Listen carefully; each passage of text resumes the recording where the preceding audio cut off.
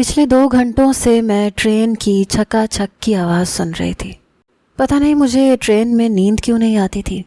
اس کے شور کی آواز میں سو نہیں پاتی تھی، حالانکہ میرے بھائی، بھابھی اور بچے سب سو چکے تھے۔ بس ایک میں اکیلی تھی جو جاگ رہی تھی۔ رات کے 2 بج گئے تھے۔ میں کھڑکی کے پاس بیٹھی باہر دیکھ رہی تھی۔ میں نے اپنی کالی چادر اوڑھ رکھی تھی۔ موسم سرما کی ابتدا تھی، اس لیے کچھ ٹھنڈ بھی محسوس ہو رہی تھی۔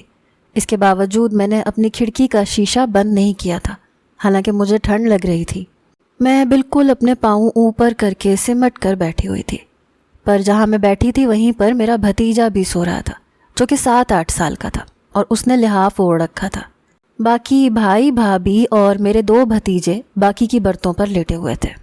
میں انہیں سوتا ہوا دیکھ کر یہ سوچ رہی تھی کہ یہ نہ جانے اتنے شور میں اور اتنی ہلتی ہوئی گاڑی میں سو کیسے سکتے ہیں۔ اور اس پر گاڑی کی اسپیڈ کافی تیز ہو چکی تھی، اور جتنی اس کی اسپیڈ تیز تھی اتنی ہی تیزی سے وہ ہل بھی رہی تھی۔ میں اب بہت کوفت کا شکار تھی۔ نیند بھی نہیں آ رہی تھی، بور ہو رہی تھی، کرنے کو کچھ تھا بھی نہیں، اس لیے کھڑکی سے باہر دیکھنے لگی، لیکن وہاں پر بھی ریگستانی علاقہ اور جھاڑیوں کا سلسلہ ہی تھا۔ دور دور تک آبادی نظر نہیں آ رہی تھی۔ ہم لوگ کراچی سے لاہور جا رہے تھے۔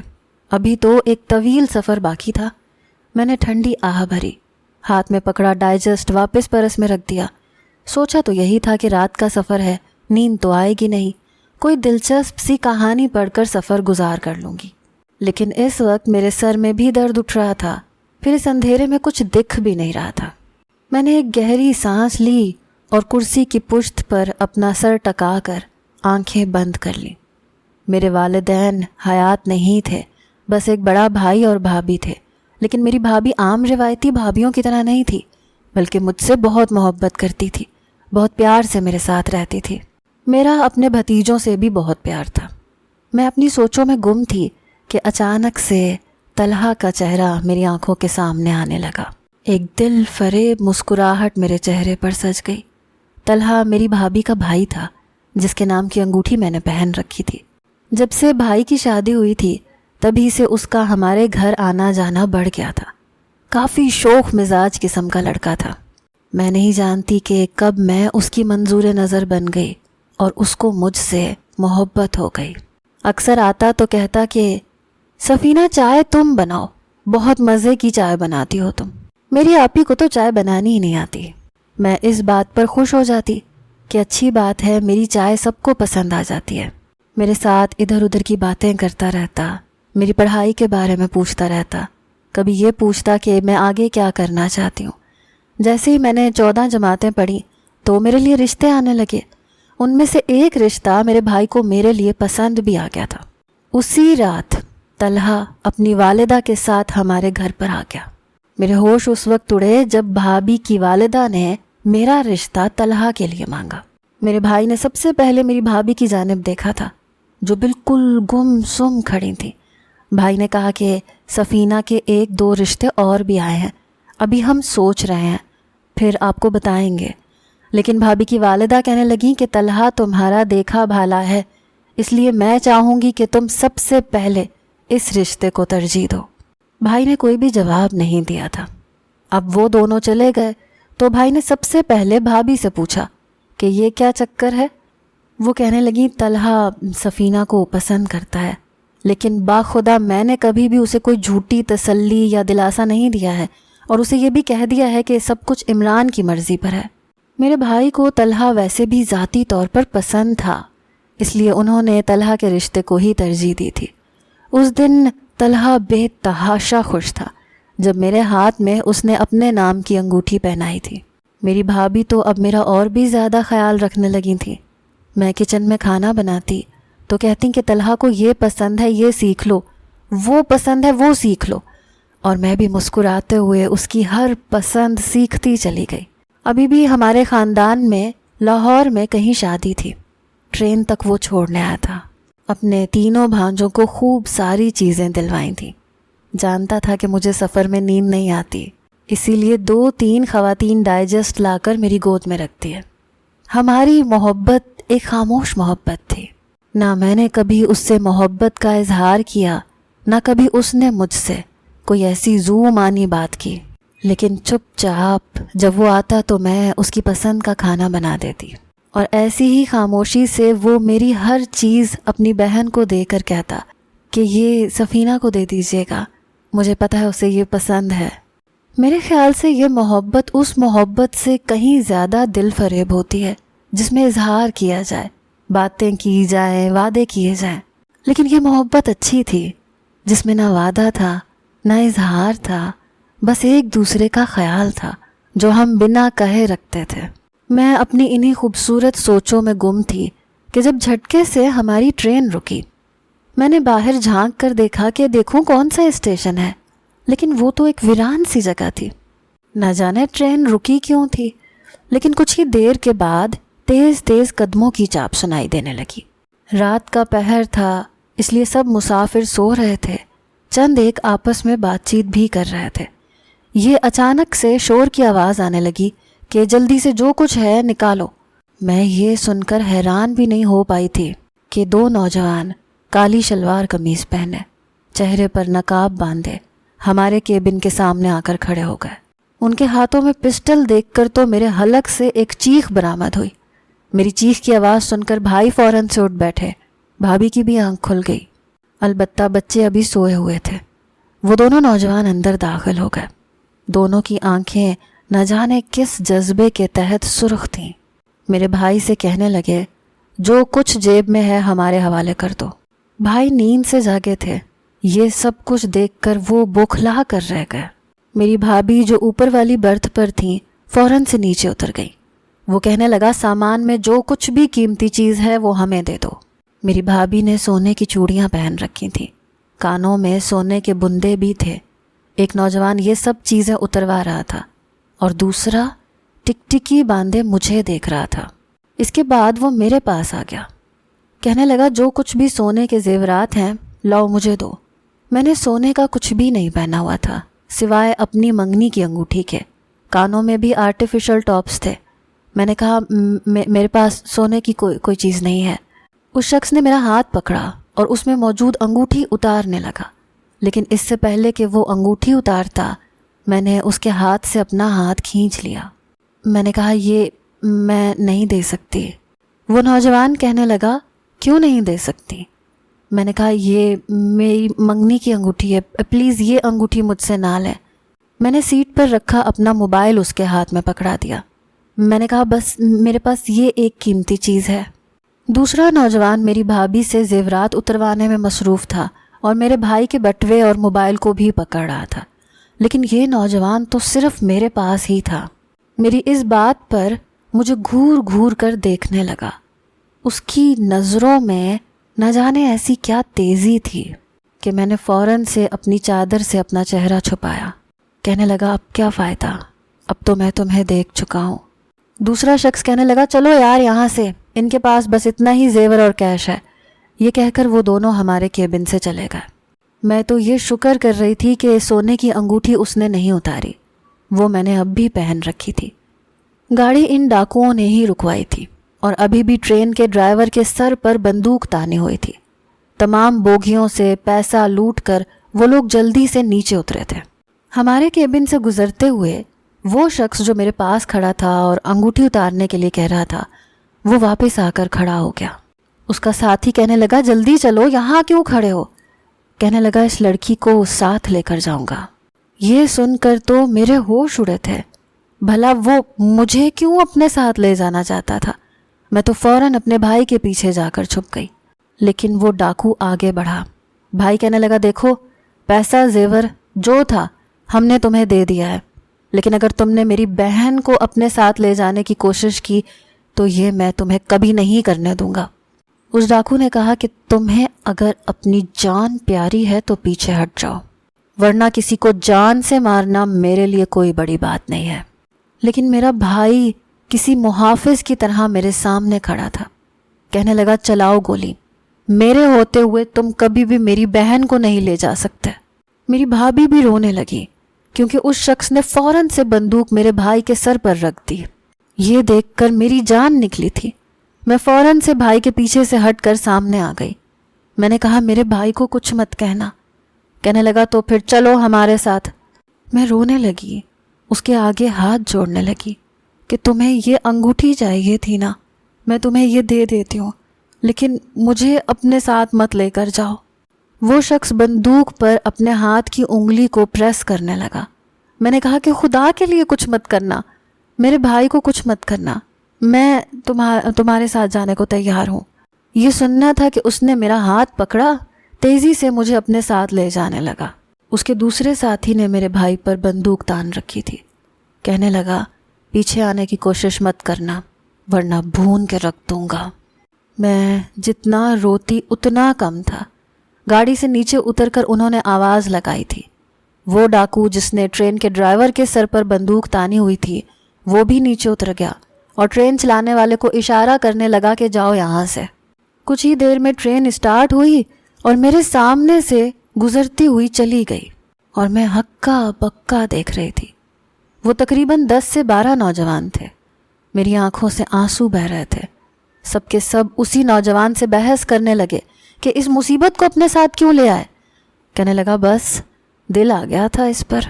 وہ سب لوگ بھی اس نوجوان کی اس حرکت پر افسوس کر رہے تھے، بار بار کہہ رہے تھے کہ ہمارے دھندے میں دل کا کوئی کام نہیں ہوتا، تم نے خواہ اس لڑکی کو اپنے ساتھ میں لے لیا ہے۔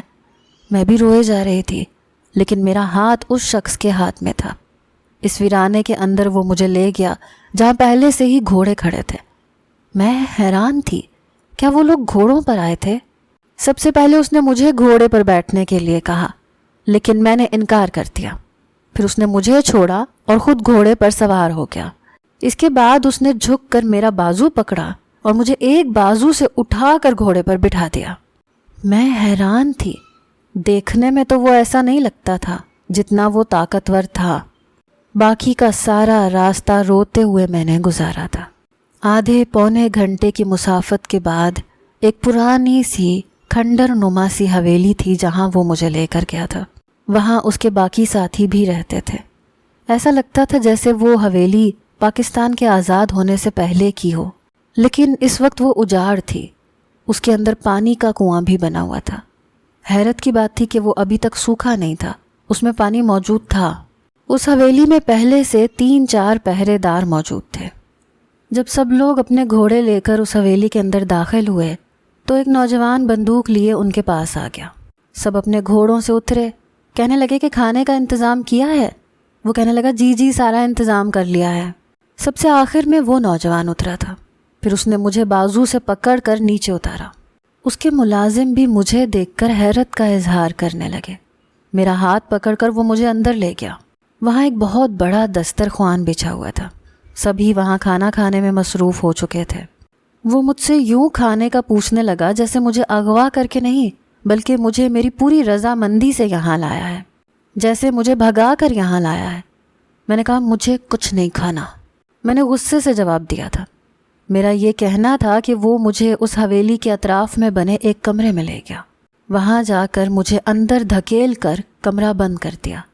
وہاں پہلے سے ایک بیڈ موجود تھا۔ میں وہاں بیٹھ کر پھوٹ پھوٹ کر رونے لگی۔ میں نے کبھی سوچا بھی نہیں تھا کہ سفر کے دوران میرے ساتھ ایسا حادثہ بھی پیش آ سکتا ہے۔ وہ شخص مجھے یہاں کیوں لایا تھا، یہ سمجھنا میرے لیے زیادہ مشکل نہیں تھا۔ ایسے چور اچکے ڈاکو لڑکیوں کو صرف ایک ہی مقصد کے لیے لاتے ہیں، اور وہ ہوتا ہے اپنی ہوس۔ یہ شخص بھی میری عزت برباد کرنے کے بعد یا تو مجھے کہیں پھینک دے گا یا مجھے مار ڈالے گا۔ اس سوچ نے مجھے کانپنے پر مجبور کیا تھا۔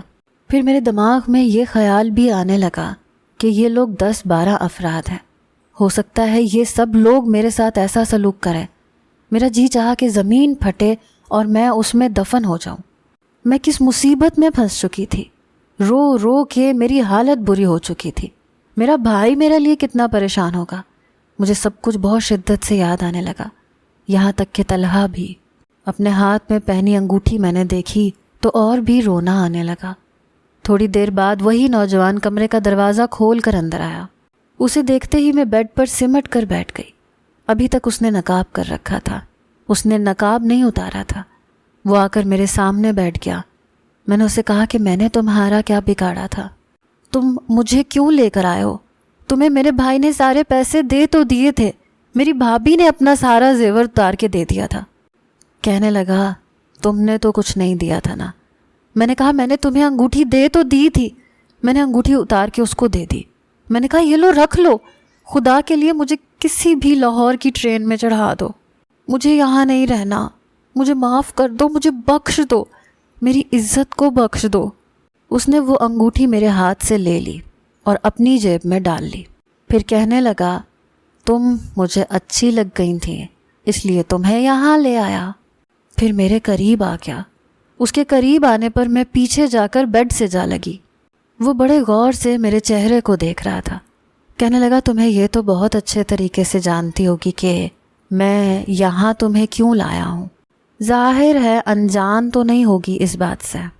اس بات کا مفہوم سمجھ کر میں گمسم سی ہو گئی، بس آنکھوں سے آنسو روا تھے۔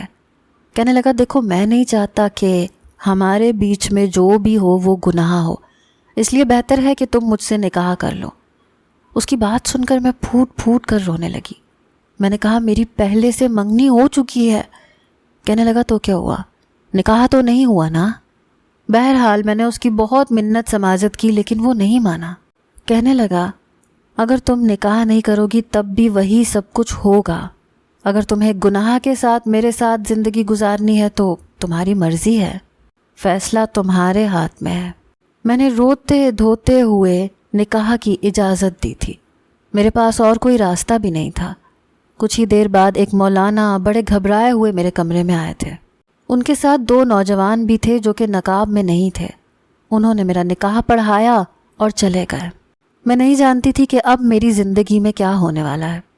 کچھ دیر بعد وہ ملازم کمرے میں آیا اور ایک ٹرے میں کھانا رکھ کر چلا گیا، لیکن میں نے ایک نوالہ بھی نہیں لیا تھا۔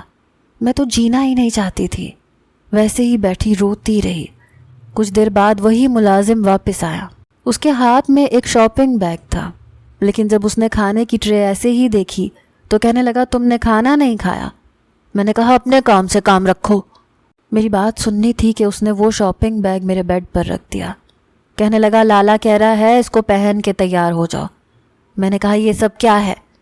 کہنے لگا دلہن کا لباس ہے، اسے پہن لو، کچھ دیر میں لالا آ جائے گا۔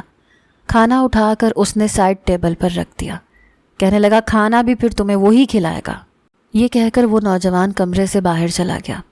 نہ میں نے وہ لباس پہنا تھا، نہ میں نے کھانا کھایا تھا۔ 1 گھنٹے بعد وہی نوجوان آیا جس نے مجھ سے زبردستی نکاح کیا تھا۔ کمرے میں آتے ہی اس نے دروازہ بند کر دیا، لیکن جب مجھے اسی پرانے لباس میں دیکھا تو اس کی آنکھیں پھر سے سرخ ہو گئی۔ اس کا چہرہ ابھی بھی نقاب میں تھا۔ کہنے لگا تم نے یہ لباس کیوں نہیں پہنا؟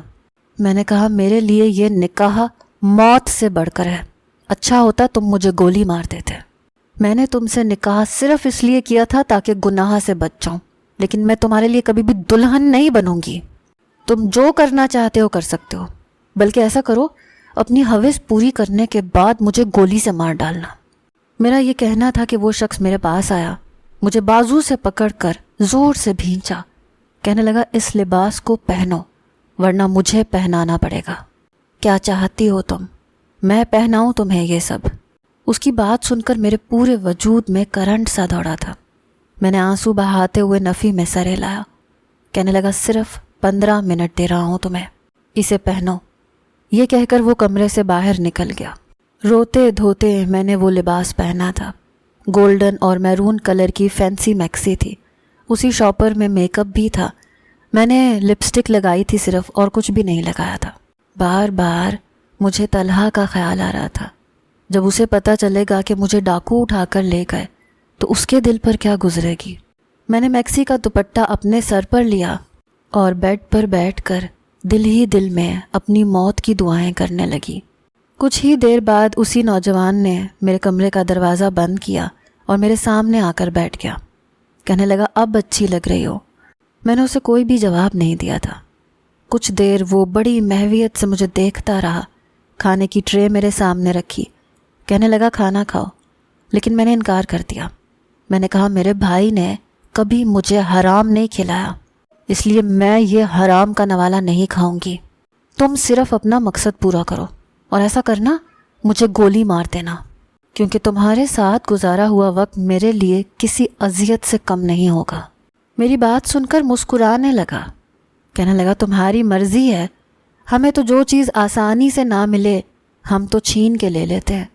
تم پیار نہیں دو گی تو میں زبردستی تم سے لے لوں گا، کیونکہ مجھے تو ہمیشہ سے ہر چیز ایسے ہی ملی ہے، چھین کر، جھپٹ کر۔ یہ کہہ کر اس نے اپنا نقاب اتارا تھا جو کہ ایک رومال سے کیا گیا تھا۔ دیکھنے میں وہ ایک خوش شکل نوجوان تھا، لیکن تھا تو ایک ڈاکو، ایک بد کردار انسان۔ اس شخص نے اپنا حق مجھ سے وصول لیا تھا۔ میرے بہتے آنسوؤں کی بھی اس نے پرواہ نہیں کی تھی، کر بھی نہیں سکتا تھا، کیونکہ ایسے لوگوں کے سینوں میں دل نہیں پتھر ہوتے ہیں۔ صبح مجھے روتا ہوا چھوڑ کر وہ کمرے سے باہر چلا گیا۔ اس پوری حویلی میں صرف ایک میں عورت تھی، باقی سب مرد تھے۔ جس شخص سے میرا نکاح ہوا تھا اس کا نام افتخار تھا۔ 2 دن تک میں کمرے سے باہر نہیں نکلی۔ ملازم میرے آگے کھانا رکھ جاتا جسے میں ہاتھ بھی نہ لگاتی، اور وہ شخص رات کو آ جاتا۔ تیسری رات تھی جب وہ میرے پاس آیا تو کہنے لگا تم کب تک اپنی ضد پر قائم رہو گی اور بھوکی رہو گی؟ 2 دن سے میں نے صرف پانی پی کر گزارا کیا تھا، لیکن اب تو میرا دماغ چکرا رہا تھا۔ میں نے کہا اچھا ہے میں مر جاؤں؟ کہنے لگا میں مرنے نہیں دوں گا تمہیں کسی قیمت پر میں مرنے نہیں دوں گا۔ یہ کہہ کر اس نے کھانے کی ٹرے میرے سامنے رکھی، ایک نوالا توڑا، میرے منہ کے قریب لے آیا۔ میں نے اس کا ہاتھ جھٹک دیا۔ میں نے کہا بس کر دو، میں انسان ہوں، پتھر نہیں ہوں جس کے ساتھ تم جیسے چاہے رویہ رکھو۔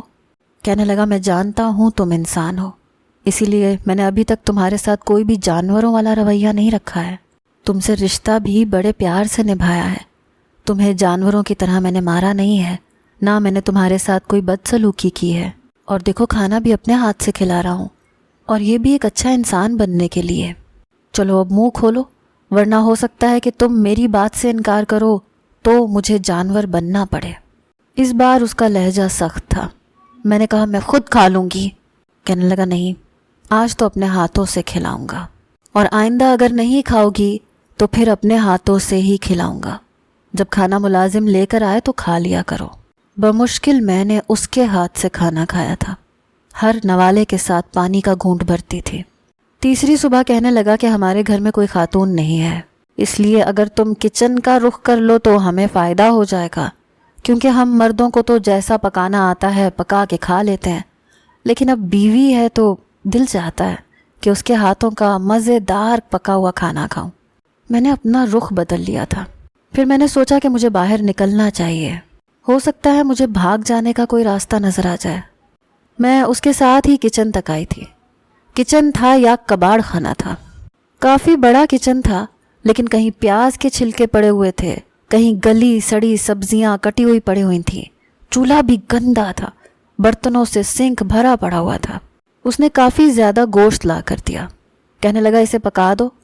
میں نے 2 گھنٹے لگا کر پہلے کچن صاف کیا، پھر میں نے کھانا بنایا، البتہ روٹی میں نے نہیں بنائی، وہ اس کے ملازم لڑکوں نے بنائی تھی۔ کھانا بنا کر میں اپنے کمرے میں ہی آ کر بیٹھ گئی، لیکن گھر کا پورا جائزہ لے چکی تھی۔ گھر کے بیرونی طرف 3-4 نوجوان پہرے داری کرتے تھے۔ وہ حویلی کافی قدیم تھی، شاید بہت سالوں سے خالی بھی تھی، جس کی صاف صفائی کر کے انہوں نے اپنی رہائش کا انتظام کر رکھا تھا۔ باہر سے لوگ کھانا کھا رہے تھے، ساتھ میں باتیں بھی کر رہے تھے۔ ان کی باتوں سے مجھے یہ اندازہ ہوا کہ وہ رات کو پھر سے کہیں ڈاکہ ڈالنے کا پروگرام بنا رہے تھے۔ کہہ رہے تھے کہ مین روڈ سے ایک بڑے سیاست دان کے بیٹے کی گاڑی فلاں ٹائم گزرے گی، اس کے گارڈ بھی ساتھ ہی ہوں گے، لیکن ہمارے لیے سمجھ لو اس کو پکڑنا مشکل کام نہیں ہے۔ میں یہ سوچ رہی تھی کہ اگر یہ سب لوگ گھر سے چلے جائیں گے تو میں گھر سے بھاگ جانے کی کوشش کروں گی، ہو سکتا ہے مجھے کوئی راستہ مل جائے۔ وہ سب کے سب جا چکے تھے، لیکن اس کے 4 پہرے دار ابھی بھی اس حویلی میں تھے۔ میں نے سوچا کہ مجھے کوشش کرنی چاہیے، لیکن جیسے ہی میں کمرے کے دروازے کے پاس آئی، دروازہ کھولنے کی کوشش کی تو وہ باہر سے کنڈی لگی ہوئی تھی۔ یہ دیکھ کر میں رونے لگی۔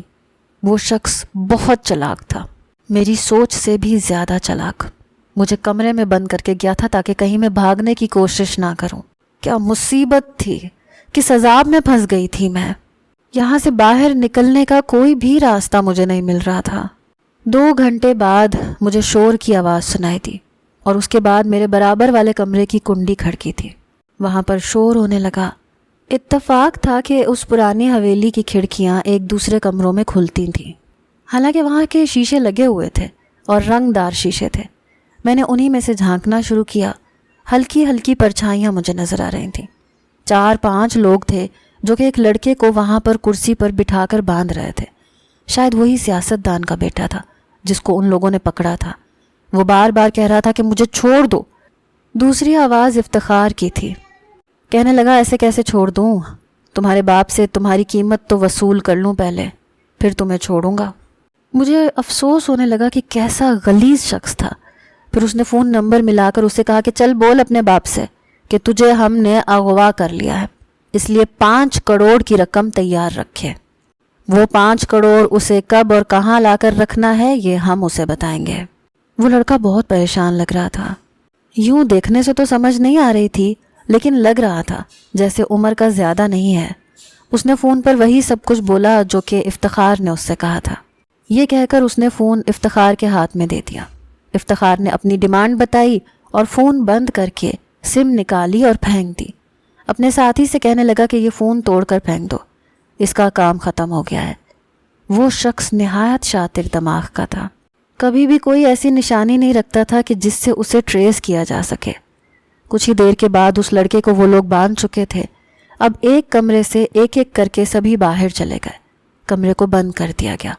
اس کے ٹھیک 20 منٹ کے بعد میرے کمرے کی کنڈی کھلی۔ میں فوراً سے کھڑکی کے پاس سے ہٹ گئی کہ کہیں اسے یہ شک نہ ہو جائے، اور میں جا کر بیڈ پر بیٹھ گئی۔ اس نے دروازہ کھولا، مجھے جھانکتے دیکھ کر کہنے لگا کیا بات ہے، سوئی نہیں؟ پھر کہنے لگا او ہاں اچھا، میرا انتظار کر رہی ہوگی۔ اچھی بیوی ایسی ہی ہوتی ہے، رات کو شوہر کا انتظار کرتی ہے۔ میں نے اسے غصیلی نظر سے دیکھا تھا۔ مجھے غصے میں دیکھ کر ہنسنے لگا۔ کہنے لگا جانے من، اتنی اچھی تم ہو نہیں کہ رات کو 2 بجے تک میرے انتظار میں جاگتی رہو گی، میری راہ میں پلکیں بچھائے بیٹھی رہو گی۔ یہ کہتے ہوئے وہ میرے برابر میں بیٹھ گیا تھا۔ میں پیچھے ہٹ گئی، پھر میرا چہرہ اپنے ایک ہاتھ میں لیا۔ کہنے لگا اب بتاؤ کیوں جاگ رہی تھی؟ یہ دیکھنا چاہتی تھی کہ ہم کس کو اغوا کر کے لائے ہیں؟ میں اس کی بات سن کر ہڑبڑا کے رہ گئی۔ پھر اپنے ہاتھ سے اس نے میرے دونوں جبڑوں کو مضبوطی سے پکڑا۔ آنکھیں اس کی آہستہ آہستہ سرخی مائل ہونے لگی، غصہ بھی آنے لگا۔ میری آنکھوں میں آنکھیں ڈال کر کہنے لگا کان لگا کر باتیں سنتی ہو ہماری کہ ہم کہاں جا رہے ہیں اور کہاں نہیں؟ پھر اسی کھڑکی کی طرف اشارہ آنکھوں سے کرنے لگا جہاں سے میں دیکھ رہی تھی۔ یہ دیکھنے کی ناکام کوشش کر رہی تھی۔ کہنے لگا یہ رنگ برنگی کھڑکیوں سے کیا جھانکنے کی کوشش کر رہی تھی؟ یہ سن کر تو میرا دل دھک سے رہ گیا۔ وہ کیسے ساری باتیں جان سکتا تھا؟ پھر اس نے میری آنکھوں میں آنکھیں ڈال کر کہا اگر تم یہ سوچ رہی ہو کہ یہاں سے میری غیر موجودگی میں بھاگ جاؤ گی یا میرے بارے میں تفتیش کرنے کی کوشش کرو گی تو دیکھو میں بہت برا انسان ہوں۔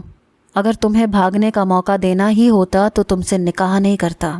تمہارے ساتھ تو ساری زندگی گزارنی ہے میں نے، اس لیے اپنے دماغ کا خناس جتنی جلدی ہو سکے ختم کر لو تو بہتر ہے۔ یہ کہہ کر اس نے میرا منہ چھوڑا تھا۔ میں نے کہا تمہیں شرم نہیں آتی لوگوں کو اغوا کرتے ہوئے؟ ان سے تاوان کے پیسے مانگتے ہو، لڑکیوں کو اغوا کرتے ہو، ان کی عزت کے ساتھ کھلواڑ کرتے ہو۔ یہ کہہ کر میں رونے لگی۔ کہنے لگا میں نے تم سے پہلے کبھی کسی لڑکی کو نہیں چھوا ہے۔ میں نے برجستہ اس کی طرف دیکھا تھا۔ میں نے کہا جھوٹ مت بولو، تم ڈاکو لوگ ہوتے ہی ایسے ہو، گھروں کو لوٹنے کے ساتھ ساتھ عورتوں کو بھی لوٹ کر جاتے ہو۔ خدا غرق کرے تمہیں، اللہ کرے برباد ہو جاؤ۔ میرا یہ کہنا تھا کہ وہ ہنسنے لگا۔ کہنے لگا بیوہ ہو جاؤ گی تم۔ میں نے کہا اچھا ہے، تم جیسے شخص کی بیوی ہونے سے بہتر ہے کہ میں تمہاری بیوہ ہو جاؤں۔ وہ میرے پاس آیا۔ کہنے لگا مر گیا نا جس دن بہت روگی، اتنا روگی کہ… یہ کہہ کر وہ چپ ہو گیا۔ پھر میری گال پر چٹکی کاٹ کر کہنے لگا بہت تھک گیا ہوں سویٹ ہارٹ، ایسے کرو میرا تھوڑا سا سر دبا دو۔ یہ کہہ کر اس نے اپنا سر میری گود میں رکھا اور لیٹ گیا۔ مجھے تو یوں لگا جیسے میری جان ہی نکل جائے گی۔ اپنے ہاتھوں کو جیسے میں نے اس کے ماتھے پر رکھا، اس نے میرا بازو کھینچ کر مجھے اپنے بالکل قریب کیا اور پھر